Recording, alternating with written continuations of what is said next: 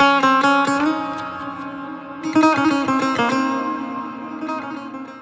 باللہ من الشیطان الرجیم، بسم اللہ الرحمن الرحیم۔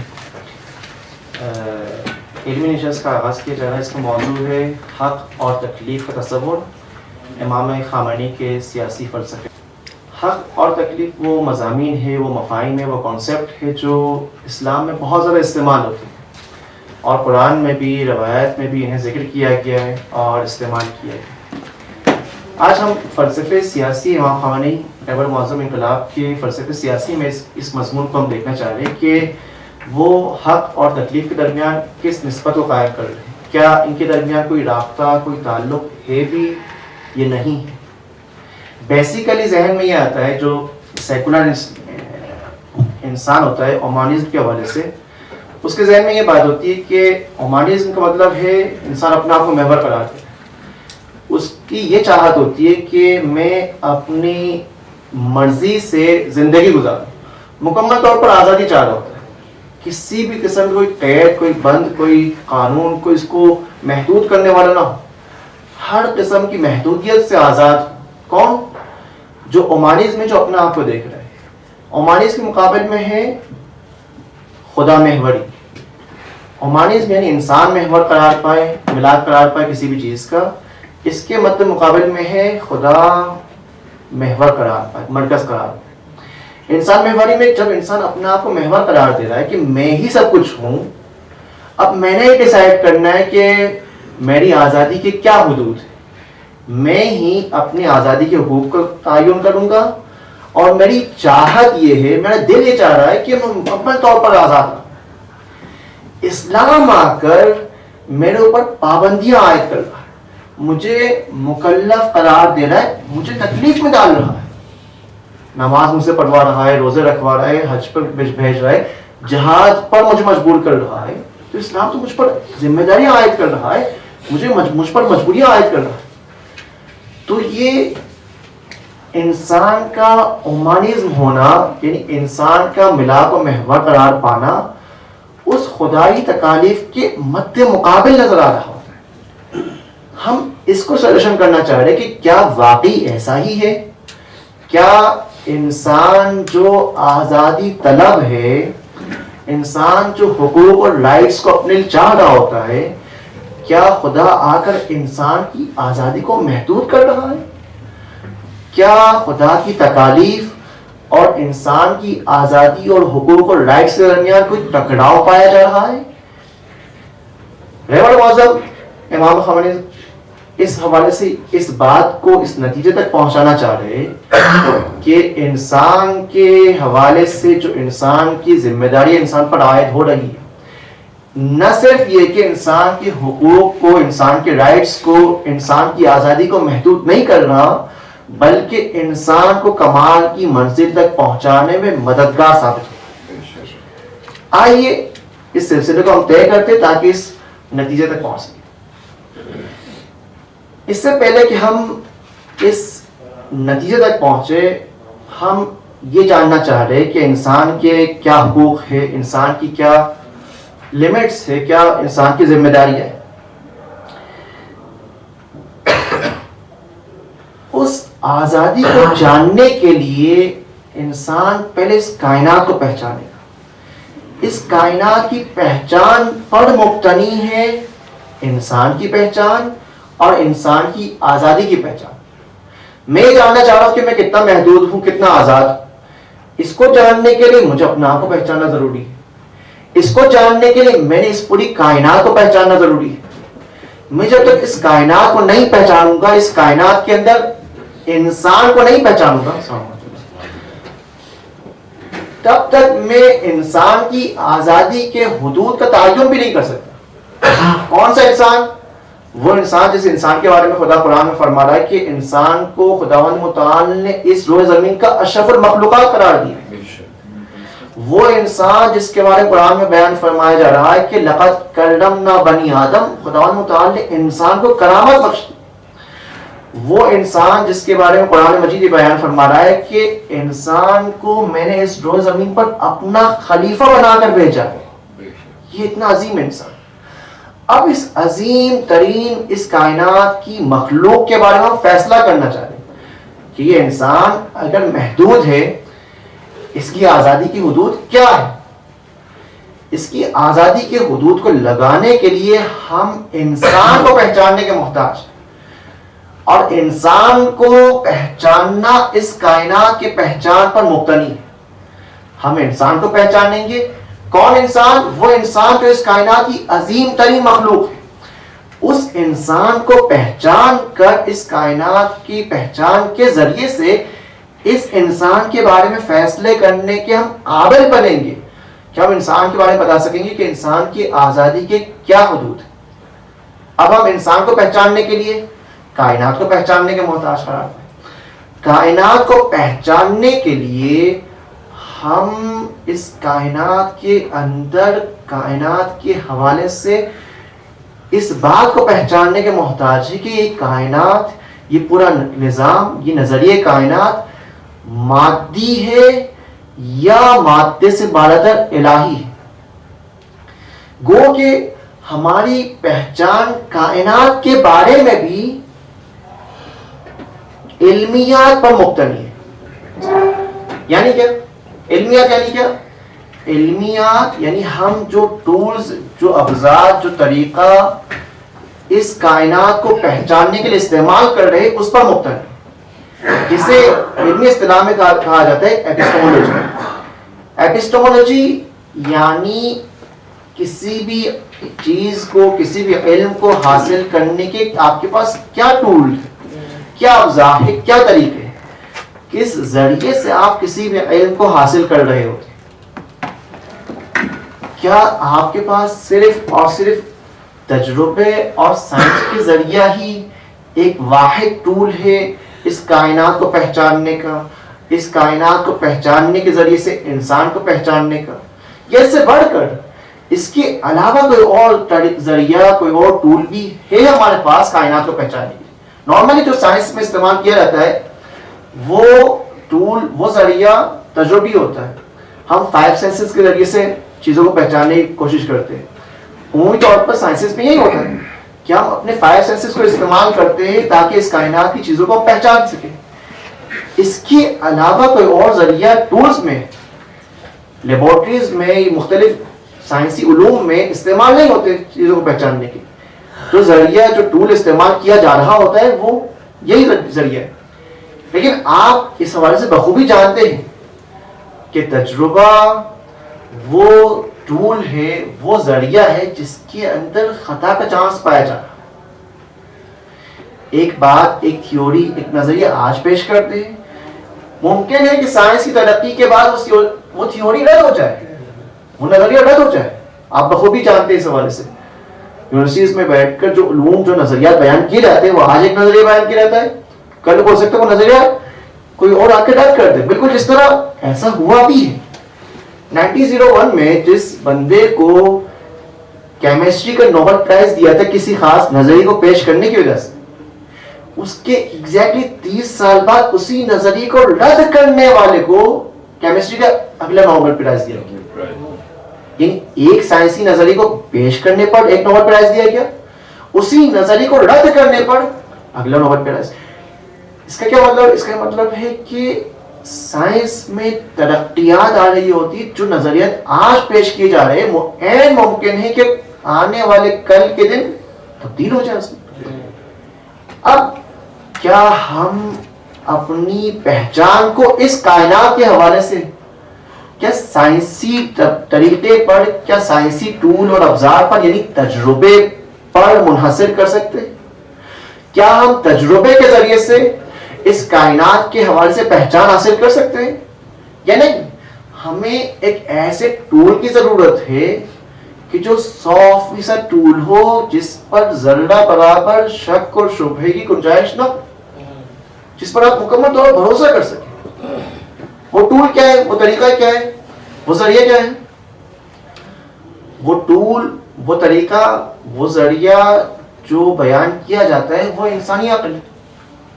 انسان دلیل کے ذریعے سے، برہان کے ذریعے سے جو دلیل پیش کر رہا ہوتا ہے عقلانی دلیل، 2+2=4 والی دلیل، اس میں ذرہ برابر خدشہ شبہے کا چانس نہیں پایا جاتا.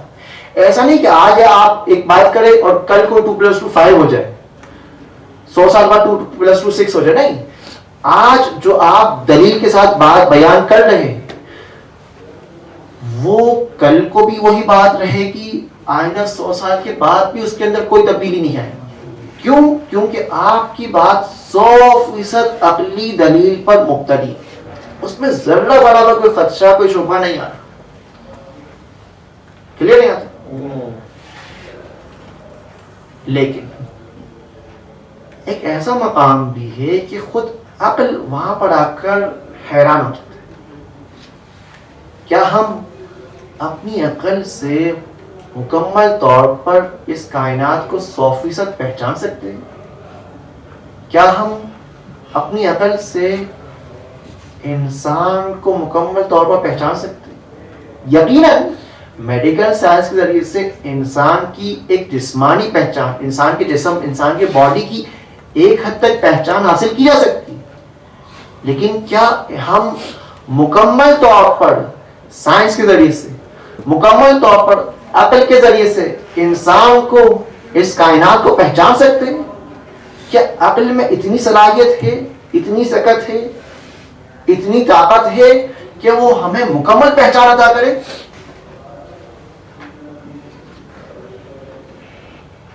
شراب و شربت جن دونوں کو انگور سے لیا جاتا ہے, کیا دونوں ہی حلال ہیں؟ پیشاب و پسینہ جو دونوں انسانی بدن سے خارج ہوتے ہیں, کیا دونوں ہی پاک ہیں؟ اس کا فیصلہ کون کرے گا؟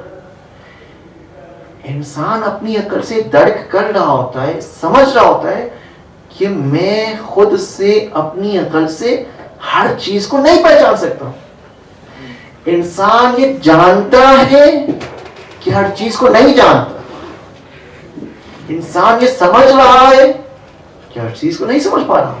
اب جب میں ہر چیز کو نہیں جان پا رہا, ہر چیز کو نہیں سمجھ پا رہا, تو کسی نہ کسی بتانے والے کا محتاج ہوں. کوئی آئے جو میری اس پہچان کو مکمل کرے. سائنس میں وہ صلاحیت نہیں, وہ طاقت نہیں ہے.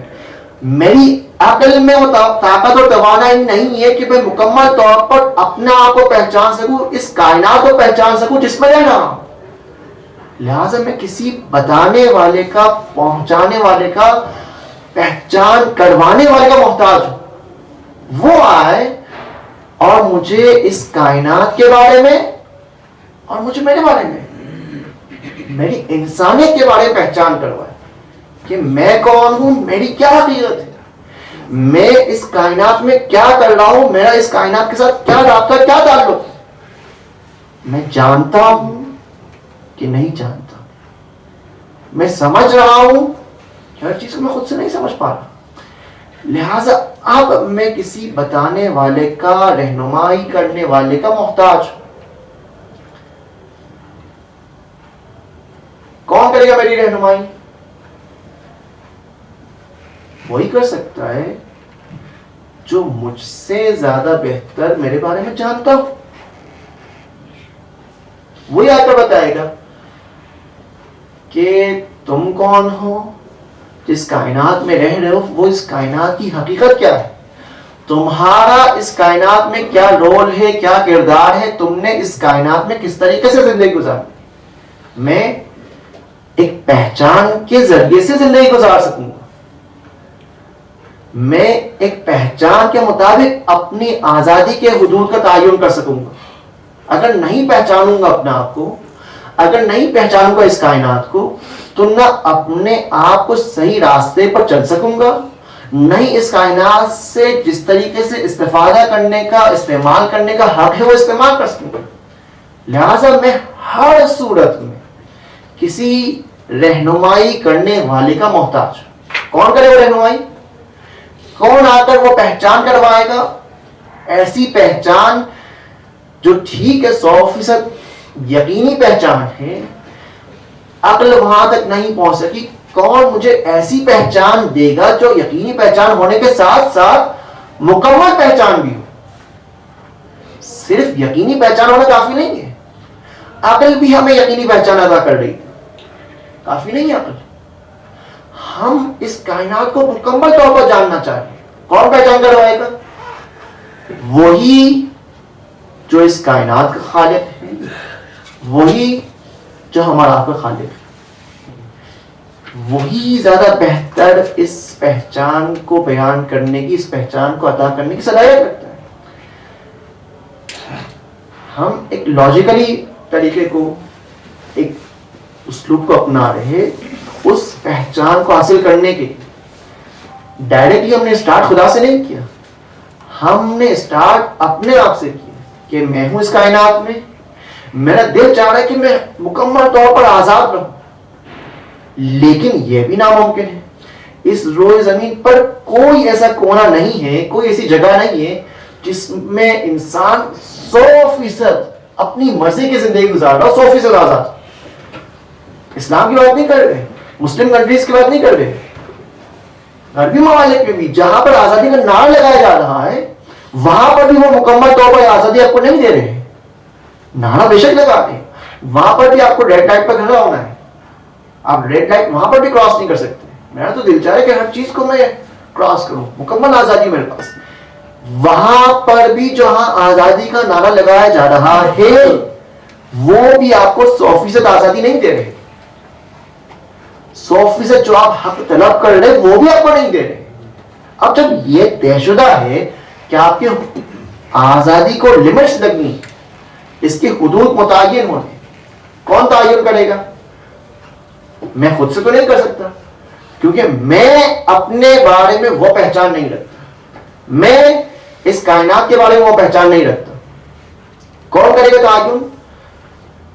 انسان زیادہ بہتر اپنے آپ کو پہچانتا ہے یا انسان بنانے والا زیادہ بہتر پہچانتا ہے؟ وہ جس نے مجھے خلق کیا ہے، جس نے مجھے بنایا ہے، جس نے اس پوری کائنات کو خلق کیا ہے، بنایا ہے، وہ زیادہ بہتر جانتا ہے. وہی یہ حق بھی رکھتا ہے کہ میری آزادی کے حدود کو تعین کرے. میں آزادی نہیں، میری زندگی کے ہر اسٹیپ میں، ہر قدم پر چلنے کے لیے میں اس رہنمائی کا محتاج ہوں. کیوں؟ کیونکہ مکمل طور پر اپنے آپ کو نہیں پہچانتا، میں اپنی آزادی کو نہیں پہچانتا. اب خدا نے انسان کو راستہ دکھلانا کس کے ذریعے سے؟ اپنے انبیاء کے ذریعے سے، اولیاء کے ذریعے سے، اپنے اس منتخب بندوں کے ذریعے سے خدا نے انسان کو پہچان عطا کی. اچھا، اس سے بڑھ کر ہم دعویٰ کر رہے ہیں آزادی کا، غربی آزادی کا دعویٰ کر رہے ہیں کہ وہ بہترین آزادی عطا کرنے والے ہیں. لیکن ان سب سے بڑھ کر ایک اور آزادی ہے جو خدا ہمیں عطا کر رہا ہے، اور وہ اتنی عظیم آزادی ہے کہ اس سے بڑھ کر آزادی کسی نے آج تک آپ کو نہیں دی. وہ کون سی آزادی ہے؟ قرآن مجید کی کیا آیت ہے؟ رسلا مبشرین و منذرین لئلا یکون للناس علی اللہ حجۃ بعد الرسل. کیا مطلب؟ خدا نے انسان کو خلق کر دیا. انسان کو خلق کرنے کے بعد ایسا نہیں کہ انبیاء نہیں بھیجے، بلکہ اگر انبیاء بھیجنے میں خدا دیر کر دیتا تو انسان اتنا آزاد ہوتا کہ اس کائنات کی عظیم ترین ہستی یعنی خدا تک کو چیلنج کر سکتا تھا کہ خدا تو نے انبیاء کیوں نہیں بھیجے.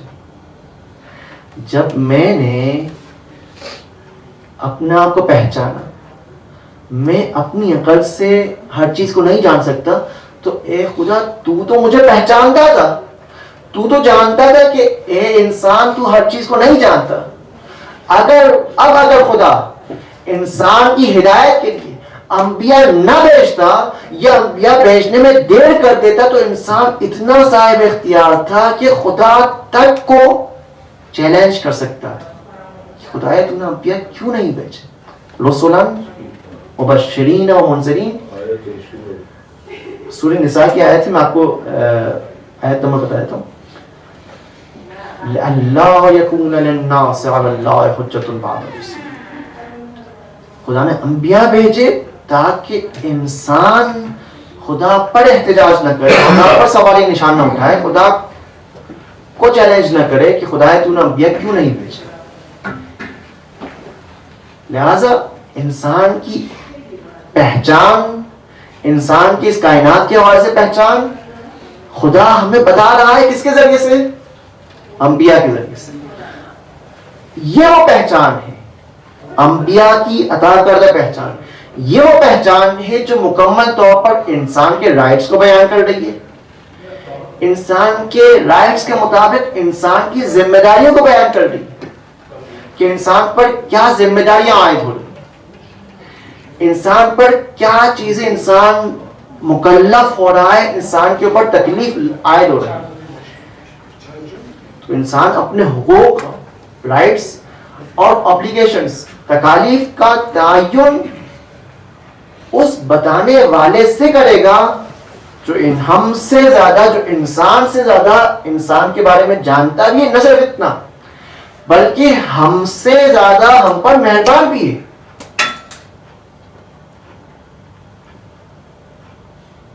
اب جو وہ ہم سے زیادہ بہتر ہمیں جانتا بھی ہے, ہم پر مہربان بھی ہے, وہ آ کر ڈیسائیڈ کرے گا, وہ آ کر متعین کرے گا کہ تمہارے آزادی کے کیا حقوق ہیں, کیا حدود ہے, تمہارا حق کیا ہے, تمہارے پر کیا تکالیف, کیا ذمہ داریاں عائد ہو رہی. انسان جو مکلف بن رہا ہوتا ہے سوچ سمجھ کر مکلف بن رہا ہے. کیسے سوچ سمجھ کر مکلف بن رہا ہے؟ وہ اس طریقے سے کہ جب انسان اپنے آپ یہ درک کر رہا ہے, یہ جان رہا ہے کہ میں اپنی عقل سے اس بہترین راستے کو, بہترین اسلوب کو نہیں جانتا ہوں, تو کیسے اس راستے کو میں طے کر پاؤں گا, کیسے اس کمال کی منزل تک پہنچ پاؤں گا. اس راستے کو پہچاننا, اس کے لیے میں پہچان کروانے والے کا محتاج ہوں. اس پہچان کے بعد میں اس راستے کو طے کر پاؤں گا, اس مقصد تک پہنچ سکوں. یہ وہ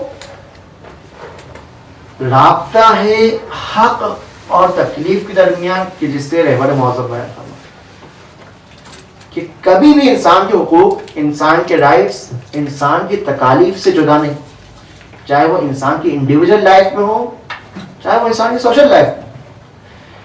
انڈیویجول لائف میں انسان یہ چاہ رہا ہوتا ہے کہ ہر چیز اس کے لیے ہو, حقوق, رائٹس, لامحدود رائٹس چاہ رہا ہوتا ہے.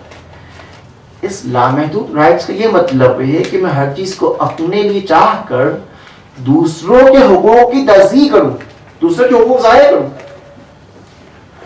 جو دوسروں کی چیزیں بھی وہ بھی اپنے لیے مانگوں, وہ بھی اپنے لیے طلب کروں. اس سے کیا ہوگا؟ اس سے یہ ہوگا کہ انڈیویجلی اگر میں اپنے آپ کے لیے ہر چیز چاہوں گا تو کوئی بھی انسان انڈیویجلی اپنے تمام تر رائٹس کو حاصل نہیں کر سکے گا اگر اس کی صرف یہی چاہت. لہذا اس سوشل لائف میں رہتے ہوئے ہر انسان کو بالآخر ان تکالیف کی رعایت کرنا ضروری. اگر وہ ان تکالیف کی رعایت نہیں کرے گا تو وہ کسی بھی صورت میں اس معاشرے میں اپنے رائٹس تک کو بھی نہیں پا سکے گا. ہم اپنے رائٹس کو پانے کے لیے بھی دوسروں کے رائٹس کی رعایت کرنے کے محتاج ہیں. اگر ہم ان دوسروں کے رائٹس کو نہیں رعایت کریں گے تو اپنے حقوق اور اپنی ذمہ داریوں کو بھی, اپنے حقوق کو بھی نہیں پا سکیں. مثال کے طور پر ریڈ لائٹ والی مثال, آپ ریڈ لائٹ پہ کھڑے ہوئے, اب آپ کی یہ چاہت ہے کہ میں ریڈ لائٹ کراس کر دوں, رکنا نہیں چاہ رہا. اگر آپ نے ریڈ لائٹ کراس کر لی تو جب آپ کی گرین لائٹ ہوگی تو دوسرا بھی یہی چاہے گا کہ وہ بھی ریڈ لائٹ کراس کر کے آپ کے ساتھ, تو پھر وہ معاشرہ نہیں چل پائے گا. اگر ہر انسان اپنی ریڈ لائٹ پر کھڑا ہو جائے, دوسروں کے حقوق کی رعایت کرے, تب جب اس کی گرین لائٹ ہوگی تو دوسرے بھی اس کے گرین لائٹ کی رعایت کریں گے, اس کو بھی جانے کی اجازت ملے گی. اگر آپ اپنے حقوق کی رعایت کریں گے, اپنے تکالیف پر عمل کریں گے, تو یہ اس صورت میں معاشرہ چل پائے گا. لہذا حقوق کا پلٹنا, رائٹس کا پلٹنا انسان کی ذمہ داری کی طرف ہے, انسان کی تکالیف کی طرف ہے. کہ جتنا زیادہ انسانی معاشرے میں انسانی حقوق لاگو ہوں گے اتنا ہی زیادہ انسان پر ذمہ داریاں اور تکالیف بھی عائد ہوں گی، اور جتنا زیادہ انسان اپنی ذمہ داریوں پر عمل کرتا جائے گا اتنا ہی زیادہ اپنے رائٹس کو بھی پا سکے گا۔ ہم ون سائیڈڈ نہیں بنا سکتے کہ صرف میں رائٹس ہی پاتا جاؤں اور کوئی ذمہ داری مجھ پر نہ ہو، یہ ممکن نہیں۔ اگر رائٹس چاہ رہا ہوں، حقوق چاہ رہا ہوں، تو کچھ نہ کچھ بلاخر ذمہ داریاں بھی مجھ پر عائد ہو رہی ہیں، ان ذمہ داریوں کے مطابق زندگی گزاروں گا تو رائٹس بھی مجھے مل پائے گی۔ ان حقوق، ان ذمہ داریوں، ان تکالیف کے بارے میں کون تعین کرے گا؟ وہ جو ہم سے زیادہ بہتر اس حوالے سے جانتا ہے۔ کس کے ذریعے سے؟ انبیاء اور اولیاء کے ذریعے سے۔ انبیاء نے ان حقوق اور تکالیف کا تعین کیا ہے دین کے شکل میں، شریعت ہمارے لیے لے کر آئے۔ اس شریعت کے ذریعے سے یہ ہمارے لائے عمل ہے، اس پر زندگی گزار کر، اس کے مطابق زندگی گزار کر ہم اپنے رائٹس کو بھی پا سکتے ہیں، اپنے تکالیف کو بھی جان سکتے ہیں۔ یہاں تک انشاءاللہ واضح کوئی سوال اس حوالے سے ہو تو فرمائیے گا تاکہ اس کو ہم کنٹینیو کر سکیں۔ بسم اللہ۔ آپ نے جو لاجک کی بات کی جی، تو آپ لاجک کو ڈیفائن کریں کہ لاجک سے آپ مراد کیا ہے؟ صحیح، بہت اچھا سوال، بہت اچھا سوال۔ لاجک سے مراد بیسیکلی جو بیان کیا جاتا ہے ایپسٹمولوجی میں، ایپسٹمولوجی ایک علم ہے جس کے اندر محض اس کا کام ہے ٹولز کو پہچاننا، یعنی ہم کسی بھی چیز کو پہچاننا چاہ رہے ہیں، ہمارے پاس مختلف ٹولز ہیں، مختلف ذرائع حصول علم ہیں۔ ہم سائنس اور تجربے اور فائیو سینس کو بھی استعمال کر سکتے ہیں چیزوں کو پہچاننے کے لیے۔ ہم لاجک یعنی محض عقلی دلیل کا بھی سہارا لے سکتے ہیں چیزوں کو پہچاننے کے۔ مثال کے طور پر ہم سائنس میں کیا بیان کرتے ہیں؟ مثال کے طور پر پانی ہے، پانی 100 ڈگری سینٹی گریڈ میں بوائل ہو رہا ہے۔ اب اس نتیجے تک پہنچنے کے لیے کیا میں نے دنیا کے ہر پانی کو چیک کیا؟ نہیں، میں نے ایک پانی کو چیک کیا، دوسرے پانی کو چیک کیا، تیسرے پانی کو چیک کیا، 10 پانی کو چیک کیا، دنیا کے ہر پانی کو میں نے چیک نہیں کیا۔ اس 10 پانی کو چیک کرنے کے بعد پھر سیکنڈلی میں اس کے ساتھ ایک لاجیکلی قانون کو اٹیچ کروں۔ وہ قانون کیا ہے؟ وہ لاجک کا قانون ہے کہ الاتفاقی لا یکون دائمیا ولا اکثریہ، یعنی کیا؟ کوئی بھی جو اتفاقی بات ہوتی ہے، اتفاقی عمل ہوتا ہے، اتفاقی کام ہوتا ہے، وہ ایک دفعہ، 2 دفعہ، 3 دفعہ، 1000 دفعہ اتفاق نہیں ہو سکتا، ہمیشہ اتفاق نہیں ہو سکتا ہے۔ جب میں پانی کو چیک کر رہا ہوں، میں نے 1000 پانی کو چیک کیا، 1000 پانی کو چیک کرنے کے بعد میں نے یہ دیکھا کہ ہر پانی میرا 100 ڈگری سینٹی گریڈ میں بوائل ہو رہا ہے۔ اب جبکہ میں نے کسی پوری دنیا کے پانی کو چیک نہیں کیا، لیکن اس قانون کو اٹیچ کرنے کے بعد میں یہ نتیجہ نکال سکتا ہوں کہ دنیا کا ہر پانی 100 ڈگری سینٹی گریڈ میں بوائل ہوگا۔ اس قانون تک میں جو پہنچ رہا ہوں ایک لاجیکلی قانون کے ذریعے سے پہنچ رہا ہوں۔ اسے کہا جاتا ہے سائنسی طریقہ، جس میں آپ سائنس کے ذریعے سے تجربے بھی کر رہے ہوتے ہیں اور ساتھ میں عقلی قانون کا اٹیچ بھی کر رہے ہوتے ہیں۔ لیکن کچھ ایسے قوانین ہیں جس میں آپ 100% عقلی آپ کی نگاہ ہے، جس میں آپ ذرہ برابر سائنسی نگاہ کو شامل نہیں کر رہے، جیسے کہ یہ جو میتھمیٹکس کی مثال تھی 2+2 4، جیسے کہ ایک اور مثال فلسفیکلی مثال بیان کرتے ہیں۔ فلسفے میں آ کے خدا کے وجود کو اس طریقے سے ثابت کیا جاتا ہے کہ اس کائنات میں بالآخر کچھ نہ کچھ ہے، کوئی ایسا انسان نہیں ہے جو ایگزسٹنس کا انکار کرے، سب اس بات کو مانتے ہیں کہ اس کائنات میں بالآخر کچھ نہ کچھ ہے۔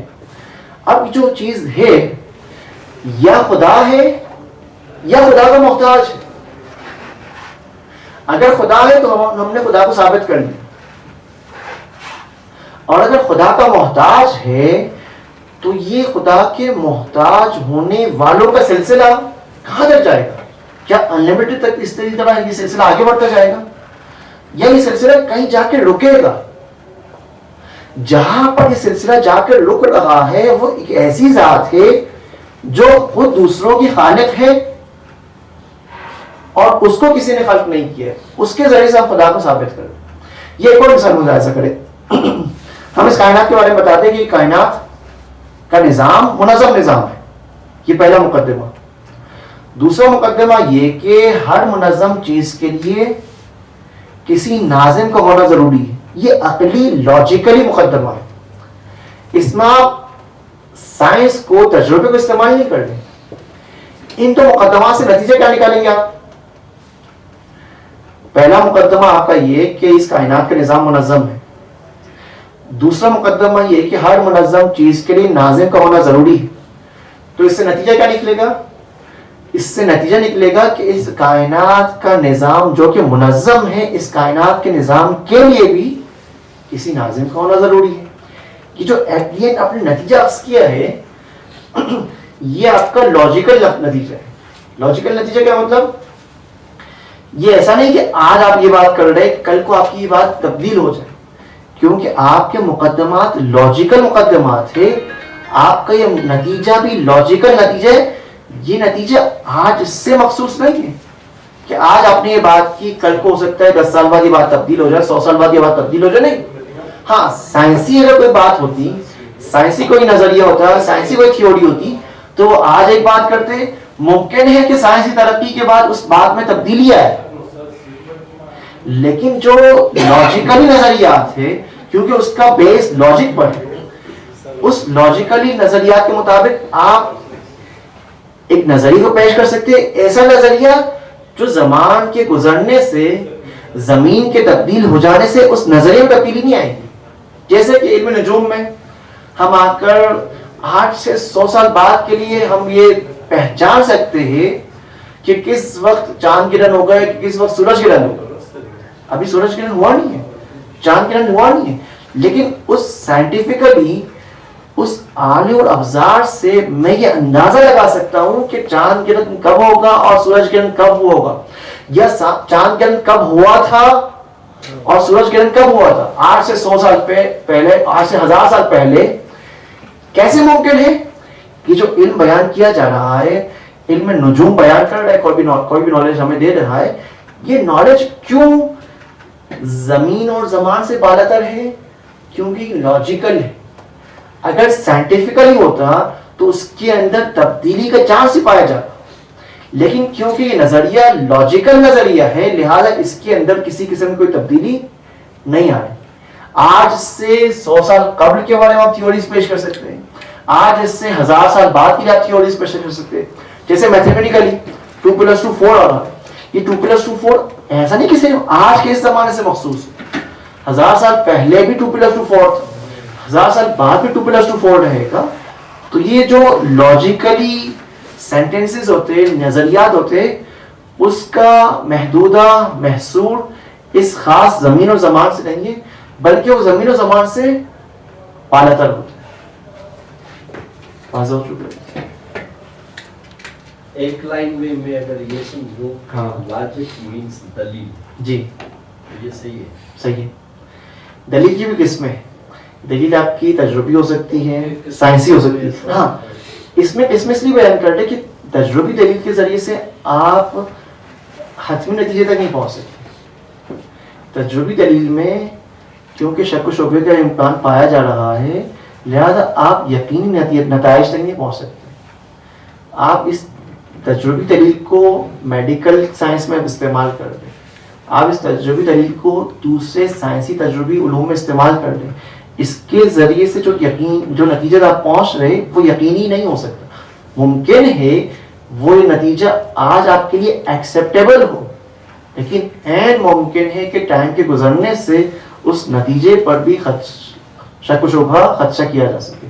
جبکہ جس پہچان تک ہم پہنچنا چاہ رہے ہیں وہ یقینی پہچان ہے. ہم 100% پہچان تک پہنچنا چاہ رہے ہیں. اس 100% پہچان کے لیے ہم عقلانی طریقہ دلیل عقلی کے ذریعے سے اس تک پہنچ سکتے ہیں. دلیل عقلی میں جو مسئلہ ہے وہ محدودیت کا ہے. دلیل عقلی کے ذریعے سے آپ ہر چیز کو نہیں پہچان سکتے. اب جب دلیل عقلی سے ہر چیز کو نہیں پہچان سکتے تب ہم جا کر وحی کے محتاج ہے، دین کے محتاج قرار کہ جو ہمیں یقینی پہچان بھی دے رہی ہے اور مکمل پہچان بھی دے رہی ہے. یہ والی پہچان نہ سائنس ہمیں دے رہا ہے نہ عقلی دلیل ہمیں دے رہا ہے. دینی پہچان 100% یقینی پہچان ہے اور مکمل پہچان ہے جو ہمیں دین ہمیں سکھاتا ہے. کلیئر ان شاء اللہ. کوئی سوال سے سوال ہو؟ نہیں، بس میں اس یہ سمجھنے کی کوشش کر رہا تھا کہ جو لاجک دلیل کی مذہب میں کتنی اجازت ہے؟ ہاں، دلیل کی 100% اجازت ہے مذہب میں. اس میں اتنا ہی جاننا ہے. این ممکن ہے کہ کوئی دینی ایسا حکم ہو جو میری عقل میں سمجھ نہ آ رہا ہو، لیکن یہ ممکن نہیں ہے کہ کوئی ایسا دینی حکم ہو جو میری عقل کے مخالف ہو. عقل کی سمجھ میں نہ آنا الگ بات ہے، عقل کی مخالفت کرنا الگ بات ہے. اسلام میں اور کرسچینٹی میں یہی بڑا فرق ہے. کرسچینٹی میں آپ اس سے سوال کرتے ہو خدا کے بارے میں، خدا ایک یا تین ہے، وہ اس وجہ سے آپ کو 100% یقینی کوئی جواب نہیں دے سکتے. وہ کہتے آپ ایمان بس لے کر آئے، آپ دیندار ہیں، آپ دین کو ایز اٹ از قبول کریں چاہے آپ کی عقل میں سمجھ میں آئے یا نہ آئے. یہ کرسچینٹی میں ہے کہ آپ اس وقت متدین دیندار کہلائیں گے کہ جب آپ عقل سے سمجھ میں نہ آنے والی بات کو جذبات کے ذریعے سے مانیں. جتنا آپ جذبات کے ذریعے سے دین کو مانیں گے چاہے آپ کو وہ بات سمجھ میں نہ آ رہی ہو، اتنے زیادہ متدین کہلائیں گے. اسلام اس کی بالکل الٹ ہے. اسلام میں اس وقت آپ دیندار کہلائیں گے کہ جب آپ دین کو سمجھ کر اس پر عمل کریں. اسلام کا دین عین عقلانیت ہے. تبھی کہا جاتا ہے، روایت میں موجود ہے کہ آپ سمجھ کر عقلانیت کے ساتھ ایک ساتھ تفکر کرنا، سوچنا، تدبر کرنا 70 سال عبادت سے بہتر ہے. اس کی وجہ یہی ہے، سوچ کر سمجھ کر نماز پڑھے، دوڑ کر نماز پڑھے بہتر ہے کہ آپ 6000 سال عبادت کریں. شیطان نے 6000 سال عبادت، اس کی عبادت ایک لمحے میں پانی ہو گئی. کیسے؟ خدا کی معبود ہونے کو نہیں سمجھا، اپنے عبودیت کو نہیں سمجھا. سمجھ کر عبادت کرنا، اس ایک سجدے کو اس نے نہیں کیا. 1000 سال عبادت کرنے کا کوئی فائدہ نہیں ہوا. 1000 سال کی عبادت پانی میں پھیل گئی. کب؟ جب اس نے ایک سجدے کو نہیں کیا. اسلام عین عقلانی دین ہے. کوئی ایسا اسلامی حکم نہیں ہے جو ہماری عقل کے مطابق نہ ہو. یہ عین ممکن ہے کہ ہم اس کو نہ سمجھ پائیں. نہ سمجھ پانے کا یہ مطلب نہیں کہ وہ ہماری عقل کے مخالف.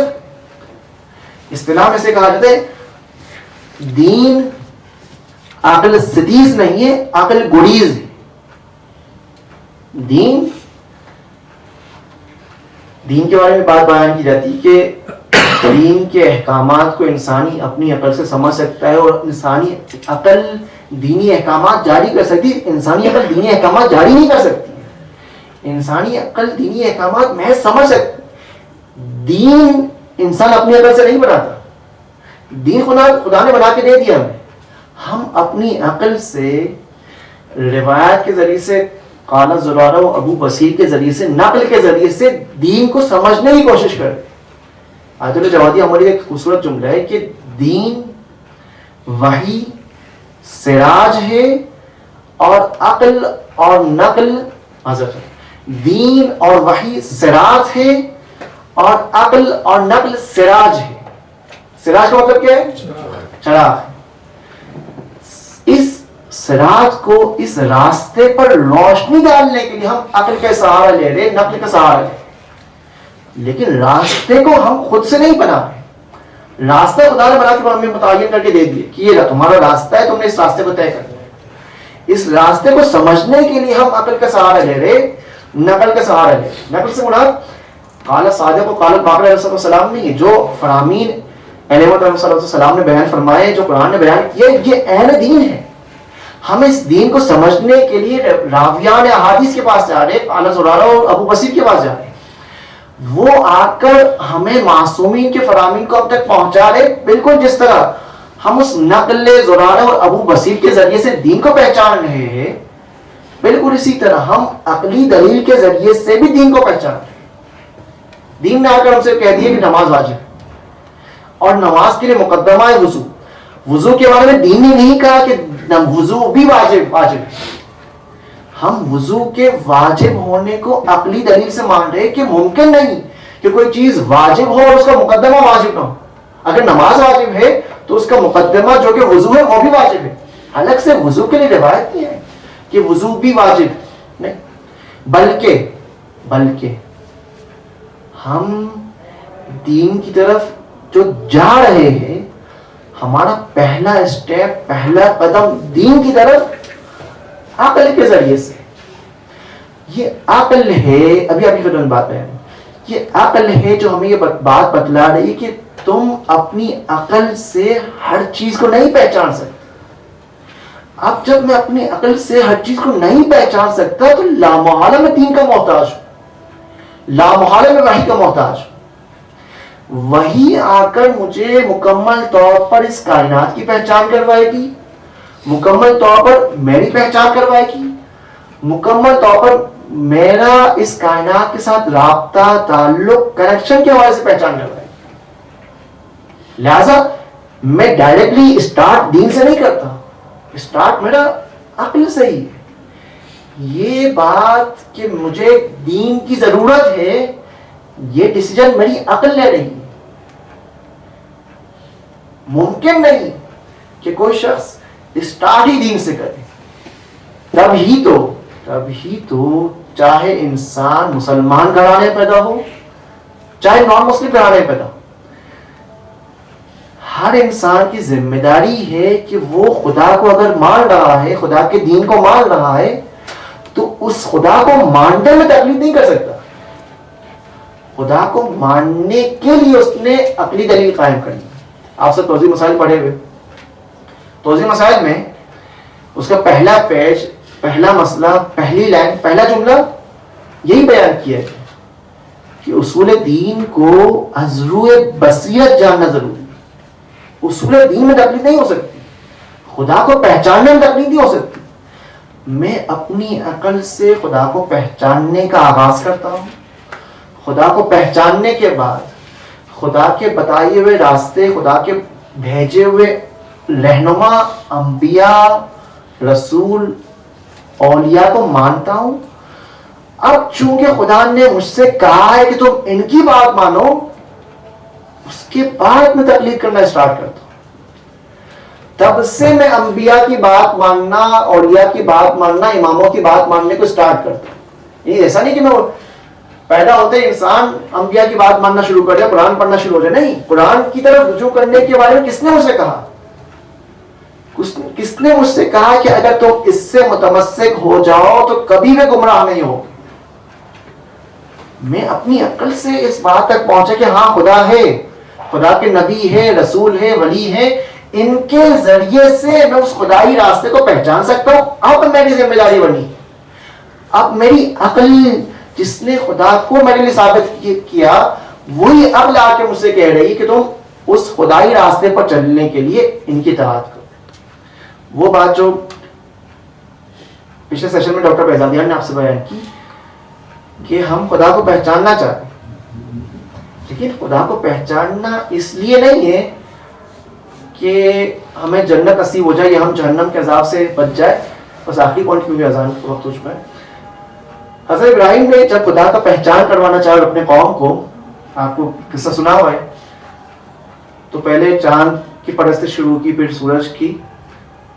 ایک جملے کو بیان کر کے حضرت ابراہیم نے لوگوں کو متوجہ کیا کہ میں انی لا احب الافلین، میں افول کرنے والے کو پسند نہیں کرتا۔ سورج کو پسند نہیں کر رہا کیونکہ وہ افول کر رہا ہے، چاند کو پسند نہیں کر رہا کیونکہ وہ افول کر رہا ہے۔ لیکن ایک اہم پوائنٹ بھی اس جملے میں بیان کیا حضرت ابراہیم نے، اور وہ پوائنٹ کیا ہے؟ مجھے خدا کی ضرورت ہے، مجھے اس حوالے سے بھی ضرورت ہے کہ میں راستے کو پہچاننا چاہ رہا ہوں، لیکن اس سے بڑھ کر مجھے خدا کی اس لیے ضرورت ہے کیونکہ انی لا احب میں محتاج ہوں محبت کرنے کے لیے, میں محتاج ہوں ایک ایسی ذات کا جس ذات سے محبت کروں. مجھے خدا جنت کے شوق کے لیے نہیں چاہیے, جہنم کے خوف سے نہیں چاہیے, مجھے خدا چاہیے تاکہ میں اس سے محبت کر سکوں. انی لا احب میں اس خدا سے محبت نہیں کرنا چاہتا جو آج ہے کل کو نہ ہو, جو ایک وقت ہے دوسرے وقت میں نہ ہو. میں ایسا خدا چاہتا ہوں جو ہمیشہ ہر وقت ہر لمحے میرے ساتھ, میں ہر لمحے اس کے ساتھ پیار اور محبت کروں, وہ ہر لمحے مجھ سے محبت کرے. اور پھر وہ جملہ قرآن کی آیت کہ قل ان کنتم تحبون اللہ فاتبعونی, اے پیغمبر کہہ دیجئے اگر تم تحبون اللہ, اگر تم اللہ سے محبت کرتے ہو, فاتبعونی مجھ پیغمبر کی اطاعت کرو. خدا کی محبت حاصل کرنے کا ذریعہ اور طریقہ بیان کر دیا کہ انسان خدا کی اطاعت, پیغمبر کی اطاعت کے ذریعے سے خدا کی محبت کو حاصل کر سکتا ہے. یہ پورا ایک اسٹرکچر تھا, ایک نظام تھا کہ انسان جب مکمل طور پر آزاد ہونا چاہ رہا ہے, یہ مکمل طور پر آزادی ناممکن ہے. کوئی نہ کوئی ہے جو آزادی کو محدود کرنے والا ہے, کوئی نہ کوئی ہے جو انسان کی حقوق تک پہنچنے کے لیے انسان کی تکالیف تعین کرنے والا ہے. وہ کون ہے؟ وہ خدا کی ذات ہے جس نے انبیاء اور اولیاء کے ذریعے سے ہمیں راستہ بتلایا ہے, ہمارے حقوق اور تکالیف کا تعین کر فرمایا ہے. اس سے تو انشاءاللہ بہت ہے. اور میرا خیال ہے اذان اور ٹائم کی وجہ سے یہ بحث ایسی ہے کہ آپ ٹائم دیں گے تو فائدہ ہوگا. لیکن اس میں جب لاجک کی بحث ہوگی تو اس میں ایک چیز سے کوئی چیز ثابت کرنا مشکل ہے جب جزی کلی نہیں سمجھیں گے. بالکل بالکل. اور جزی کو ہم سمجھیں گے تو پھر کلی کا اس پہ عمل دخل نہیں ہوگا. اس طرح جب آپ نے ذکر کیا کہ پس منظر کا بھی ہونا ضروری ہے اور دینی جمہوریت کا بھی ضروری ہے, بالکل. پھر بحث ابھی ہم نے بحث اسٹارٹ بھی نہیں کی, ٹائم اتنی جلدی ختم ہو گیا. وہ جو اصل اس میں داخل ہونا تھا وہ بھی شروع بھی نہیں کیا. دوسری بھی بات ذہن میں جی فرمائیے کہ آپ نے کہا کہ شیطان 6000 سال سے کوشش کر رہا ہے, یعنی 6000 سال سے حضرت آدم کی جو اس دنیا میں آنا تھا وہ 6000 سال سے. انسان کی خلقت جب ہوئی, جب خدا نے بھی فرمایا کہ خلقت فیہ من روحی, یا خدا نے اپنی روح کو اس میں پھونکا, تب اس روح کو پھونکنے کے بعد خدا نے سب کو آرڈر دیا کہ تم سجدہ کرو. نہیں, ہاں شیطان اس وقت سے ہے, لیکن کچھ ایسے انوار مقدسہ بھی ہے جو شیطان کی خلقت سے قبل ہے. ہاں حضرت آدم کی بات کر رہے ہیں, حضرت آدم کے اسٹارٹ سے ہاں حضرت آدم کی خلقت سے قبل شیطان نے 6000 سال عبادت کی. دیکھیں آپ کے سوال میں چند چیزیں, تو یہ کہ اس زمانے میں دنیا کی تو خلقت نہیں ہوتی نا, تو یہ 6000 سال جو روایت میں بیان کیا جاتا ہے, یہ 6000 سال سے کیا مراد ہے جب ٹائم ہی نہیں تھا. ابھی ہم سال کو اس طریقے سے گنتے ہیں نا کہ سورج کے زمین کے گرد گھومنے کو ہم ایک سال قرار دیتے. اس وقت نہ سورج تھا, نہ چاند تھا, نہ زمین, نہ کائنات تھی, خود وہ انسان ہی تھا. تو اب اس 6000 سال سے کیا مراد ہے, اس انسان کی خلقت سے کیا مراد ہے, کیا اس انسان کی جو جسمانی خلقت ہے, کیا اس انسان کی جسمانی خلقت سے قبل کوئی نوری خلقت ہے کیا نہیں ہے. روایت میں یہ جملہ ہے رسول خدا کے بارے سے, اول ما خلق اللہ نوری. رسول خدا کے بارے میں فرما رہے تھے سب سے پہلی چیز جو خلق کی گئی وہ میرا نور تھا. تو اس روایت کو دوسری روایت کے ساتھ کیسے جمع کیا, یہ بہت امپورٹنٹ انٹرسٹنگ پوائنٹ ہے. اس حوالے سے گفتگو کی جا سکتی ہے اس میں. اس فلسفے میں بھی گریک فلسفہ ہے, یقیناً 3000 سال قبل مسیح ہے. ایگزیکٹلی. سندھئی جو ہے موہن جو دڑو وہ 5000 سال قبل مسیح. ایگزیکٹلی. تو جو ماڈرن یورپ کا فلسفہ ہے, فرانچی اور دوسرے ان کا دوسرا ہے, اور کارل مارکس کا جو فلسفہ ہے وہ دوسرا ہے. اس میں میں نے وہ بہت فلسفے سامنے کھڑے ہیں.